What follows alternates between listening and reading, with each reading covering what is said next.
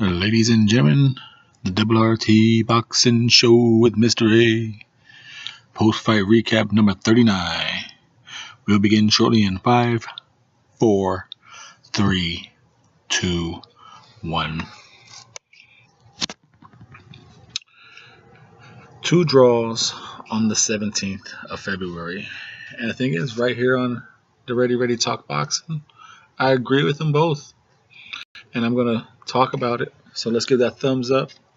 Just go with that normal routine. Hey, new viewers, please become new subscribers, because this is your show. I'm just the host, Mr. A, where we talk about boxing. And right here, we're going to talk about why I agree with the draw between Devin Alexander and Victor Ortiz.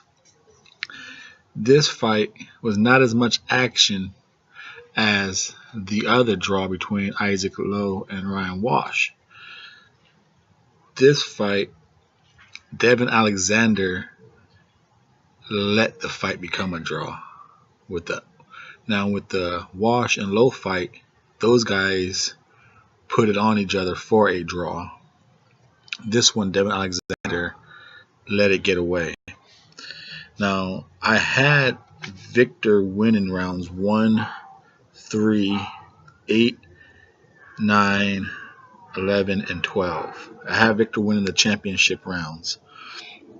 Now, I'm usually not a big fan of when people say, hey, watch it with the noise down, turn off the thing. But I think it will help you if you watch this fight without the commentary. Because I watched it with the commentary, and I could just hear how they they were pretty neutral for the most part, but when they landed like simultaneously shots, or they didn't count a lot of they didn't mention a lot of Victor Ortiz's shots. You know, like Devin Alexander lands a straight jab and Victor landed a good hook with them. So they're a hook for a jab, but they just tell you about Devin's jab. They even mentioned that Errol Spence, they mentioned Errol Spence might be looking for an opponent, and Devin Alexander could be that opponent. And if you've been following the show, you know I've been saying that a long time ago, as soon as Errol Spence defeated Lamont Peterson. So right here on Ready Talk Boxing, I've been kind of keeping you informed about what's to come, and this was an Errol Spence possible end of the year opponent match. Now, like I said, in rounds 1, Victor came out strong, gave a good presence. Round 2, Devin Alexander came back with some nice titty tap punches. He scored, and then 3. The commentators they favored Devin for round 3. I thought Victor, like I said, that's when he hooked with the jabs of Devin Alexander. He did some body work, and the body work to me played a big in the second half of the fight. But in rounds 5, 6, and 7, Devin Alexander started taking a little more. He took all 3 of those rounds to me. He became his punches were a little more crisp. He started getting the 1-2s. You could see Victor's head being snapped back, and then in round 8. I gave 8 and 9 to Victor. It seemed he started going backwards, Devin Alexander. You know, he went from moving, using the ring, then popping in, getting cleaner shots, to start going backwards. And Victor's coming forward. So you judge the little, what's the thing, the aggression, you got to judge that. And not just that, because I don't mind, like I said, I love people who move around the ring, so I'm not going to give you minus points for moving. So I don't want people to think that, just because Devin Alexander's backing up. I love movers. Movers are my best boxers. But the movement wasn't, like I said, it seemed like it was more retreat moving than functioning to create offense movement. And then from that's how 8 and 9 went. Like Victor was he was landing more body shots, and while Devin was seeming to waiting for his second wind to kick in, so he's retreating and starting to smother his own work, and it repeated itself in a worser case in the championship rounds. And then in round 9, the same thing got a little worse. Alexander's shots to me seemed to be getting a little like he'll throw the punches and they weren't quite like they're like over the landing because Victor was actually putting in close pressure. You could see action, but the punches weren't landing. They're like hitting on the shoulders here, on the side of the head. While Victor was like that.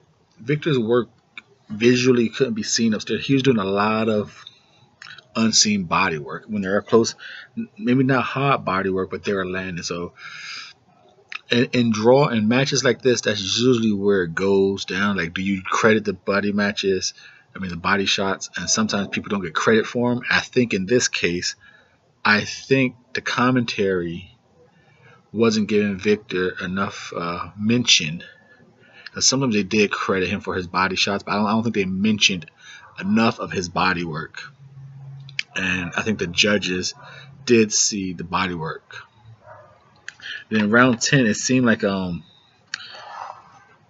was like I said, 8 and 9. Victor put a lot of pressure and a lot of energy was put forth in that pressure putting. So it seemed like in round 10, the commentaries thought Devin Alexander took the round off. I gave Devin Alexander round 10. It seemed like it was a very dead round for action.